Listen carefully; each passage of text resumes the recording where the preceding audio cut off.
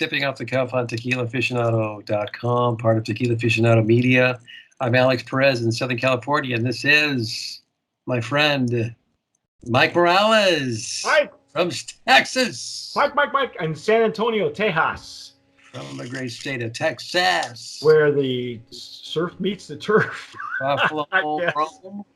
The Buffalo Rome in Texas? Where the buffalo roam and the deer and the antelope play. And there's all kinds of tequila. Figuratively. No, outside there's antelope. They're out there yonder. Out yonder by the North 40. Tonight we are going to finish off our trilogy, our revisitation, our resubmission of Viva Mexico. My bottle still has its clothes on. Yeah, that is the new packaging, the new iteration.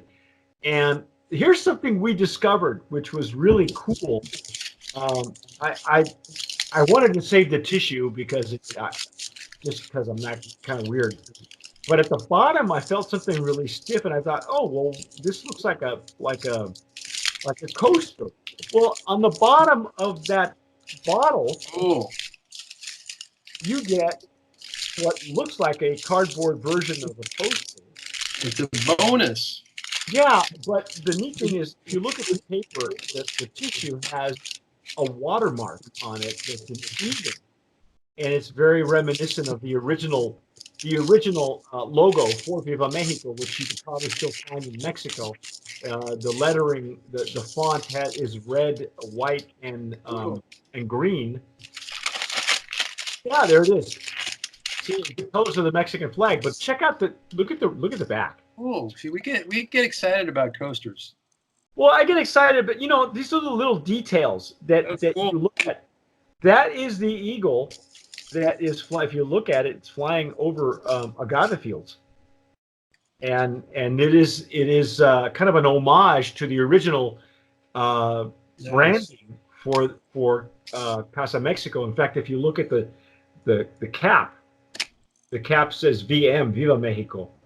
When Don Feliciano passed away, his sons had took over the distillery, and they did a whole rebranding, a very thoughtful rebranding. Moving forward beyond Don Feliciano. And originally, Alex and I, let me find this. Alex and I, you may have seen our Viva Mexico original podcast and tasting. We did this version of Viva Mexico. This was going to be imported by another brand owner in Houston, and it never made it. Back it up a little bit. Cool. Yeah. I've been told that I have Skype has, if you're watching us on YouTube, Skype has this new halo effect. But it looks like the bottle disappears, so I have to bring it up to the front, because it's just magic. Weird. It's CGI, ladies and gentlemen. We have no budget, okay? But anyhow, that was what we tasted. These are liter bottles, and it never made the U.S. shores, sadly. But that was the original branding, and in fact, let me read you what it says on the back of the label, because Alex got POS or point of sale material from the current version and from the current importers. The back of the old version says, estate grown, distilled, and hand bottled in limited quantities under the supervision of the Mexican government by, and then it's Feliciano Vivanco y Asociados, and that is NOM 1414. That's for those of you who are big fans of NOM numbers and distilleries, you recognize that number. A lot of great tequilas come out of there and have come out of there. One of them being Siembra Azul, which again, big favorite. But Viva Mexico is their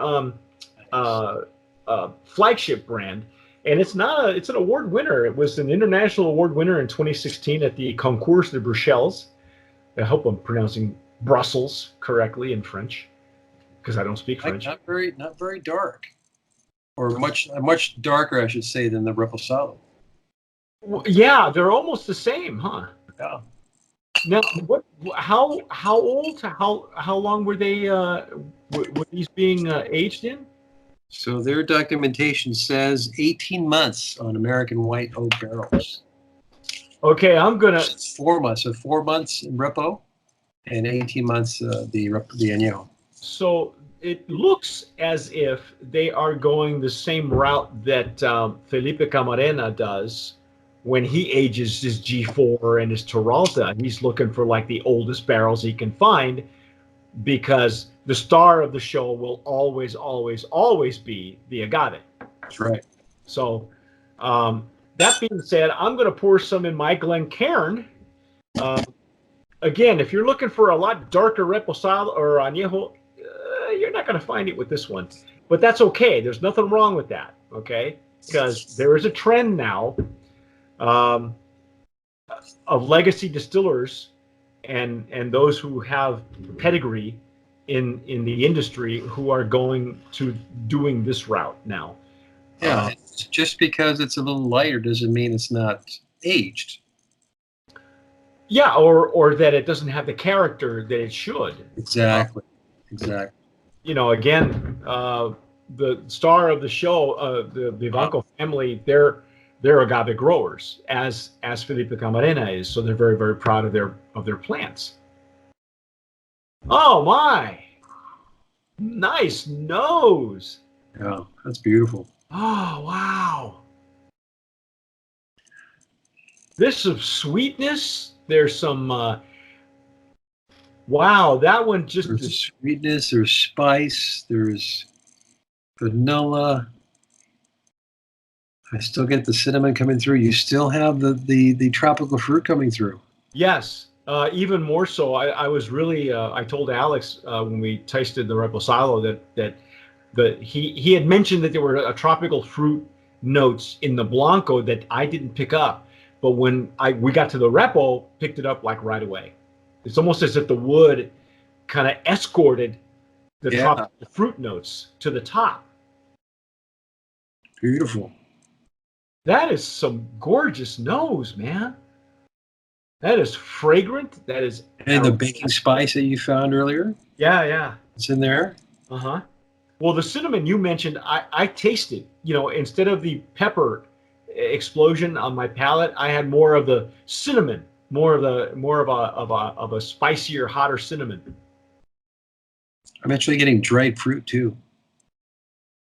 Yeah, I believe that. I believe it a lot. Nice. Let's dive in, shall we? Yes, sir.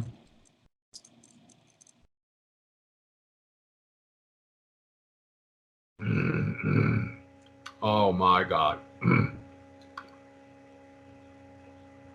Oh.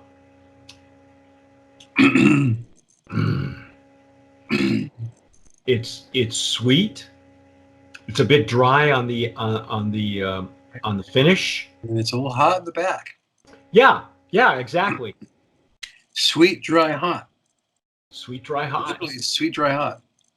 And then the finish is like it's smooth. It goes in smooth, nice and sweet. Don't say smooth. Don't say smooth. No, smooth on the way in. That's where I get the sweetness. Oh, okay. But then it's dry, and you get the heat. We refuse to use that descriptor anymore. Smooth is dead. It's so smooth. It's approachable. That is a beautiful. Welcoming. That is a beautiful nose. The nose and the flavor the are well balanced. It's the same. In fact, it's even on the intake, it's even more powerful, I think, than. And the nose is beautiful. This nose is just amazing. Oh yeah, and the dryness. I wonder if these are old bourbon barrels. That's what I was wondering if they're Kentucky bourbon barrels. Because of the dry. Sure. Because it is a dry finish. Yeah. But again, it's not a long finish either. It's a short to medium. I mean, there's no real warm fuzzy, and that's not a bad thing. No, and you know what? This just goes to show you. A lot of times you get a real long finish, and sometimes it's a little bit of additives too. But this is This is for real, man. Yeah, this is some OG. There's no added stuff in here. Uh-uh. This is all barrel. This is all artistry here. Yeah. I totally agree. This is a beautiful añejo. There are extra añejos that you and I have tasted that don't have this kind of character. Wow. Look at the legs and tears on that. Just really, just gorgeous. Yeah, this is amazing. You know. Wow. I'm really impressed with the amount of character that we're getting from as light an añejo as this is, because it's not. But again, coming from a legacy distillery, it's like saying G4 or Teralta or Pasote. I really shouldn't be amazed, but we taste so many of these tequilas that when an old school tequila, an OG tequila shows up, you perk up and you go, oh my God, Oh, yeah. I haven't had any of this stuff since the 80s, or the 90s. I don't know. Yeah, it goes to show you too. You got the good barrel selection too. I imagine they really take care of those barrels to just use them over and over again and to get this type of character out of them. Mm-hmm. I'm sure this might even change where you might have to fluctuate between those 18 months and depending on the barrels they're using. Yeah, I would say that they probably. I don't know. This is their flagship brand. They have a certain way of doing things, and I'm not sure if they would do any blending. Because I'm not sure if they really. Our idea of consistency versus an agave grower's idea of consistency are two separate things. Their consistency is, I want my agave to shine. Whereas those of us who enjoy añejos reposados and commercial tequilas, or industrialized tequilas, or brand names that you guys love, when we talk about consistency, they want the same flavor profile, same cookie cutter. So when you go order a bottle or a shot of your favorite big name tequila at your bar on Melrose Avenue, and then you wind up traveling to Germany and they have the same tequila there, and you order the same reposado, it's going to taste the same. It's like a McDonald's hamburger.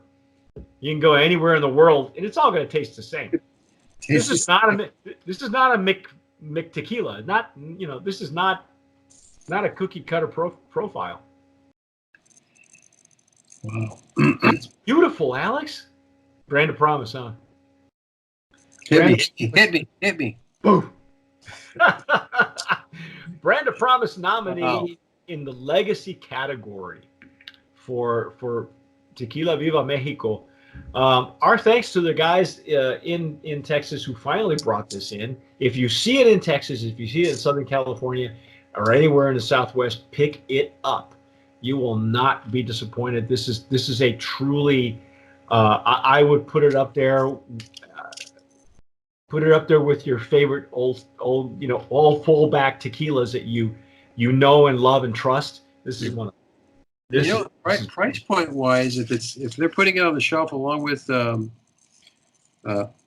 Julio. Well, we know Casamigos is overpriced. Yeah. It's overpriced, but Don Julio is still respectable. And I'm not even sure. Alex, do we have any price points on this thing? I couldn't tell you. Again, it's rare that you'll see me in a liquor store unless I'm there to pick something up, because I just don't go to them anymore. Although every once in a while when we do go, it's an event. We'll tape it and put it on Facebook or Instagram. Hey, guess where I'm at? Wow. Now see, now that it's opening up, I'm still getting the fruit notes. There's tropical, you're right, but there's also dried. Is that weird that I'm getting tropical and dried fruit? No, that's right. That's what I was getting. Wow. And no alcohol, by the way, folks. There's not, you don't get a burn in your nose or anything like that. Let's see, Viva Mexico. See if I can find it here somewhere.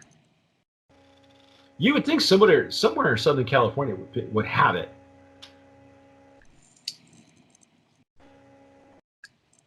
As far as I know, it's been in the States now. This place has got a bottle label I've never even seen. That's the original one? Is that the red, This green? This is a color one with just the eagle. Oh, really? Wow. Yeah, it's pretty. Pretty rustic looking. Does it look like this eagle? I've seen this one before. That the eagle has landed? Check it out. Oh yeah, yeah. That's the original. That's the original label. It looks like the same guy who drew Cazadores, the original Cazadores. You know, with the deer that had like crooked antlers and stuff. That's the same guy. Hey, don't laugh. That stuff, that juice is classic juice. Can't find it anymore. That'd be neat to find some liquor store out in there somewhere.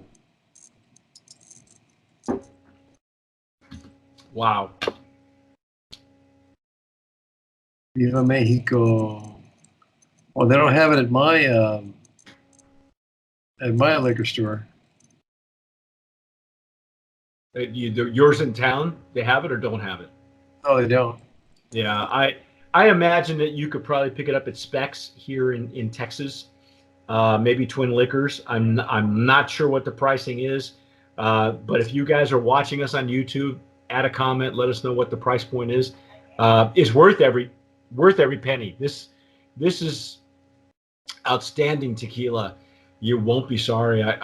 I really wish they would do the more liter bottles, but right now, I guess during this agave crisis, we're lucky we get the 750s anymore. Yeah, I don't know. Looks like they don't have it in California. Yeah, I'm not exactly sure where the importers are taking this. Maybe they want to just bring it into Texas for starters. But this is a legacy brand, ladies and gentlemen. All it takes is one of you to taste it, and you'll know that it's a whatever the pricing is probably a bargain at this point. But when it becomes get known, when the notoriety, when it gains traction, you're going to be paying some big bucks for this tequila. So, but anyhow, brand nominee in our legacy category. That is our rundown on Viva Mexico Anejo. Beautiful tequila. Pick it up. Check that out. See, right there on the knob, Viva Mexico VM. But that's our take on Viva Mexico. I'm Mike Morales here in San Antonio, and that gentleman there is Alex Perez, Southern California. You've been watching Sipping Off the Cuff on Tequila Aficionado Media, part of TequilaAficionado.com. Watch us on all our networks. Vote. Comment. Let us know if you've tasted. So put up pictures if you've got the old bottles. Are you running for office? Vote. Vote. Vote now. Vote often. Vote. Oh yeah. And as always, thanks for watching and sip wisely.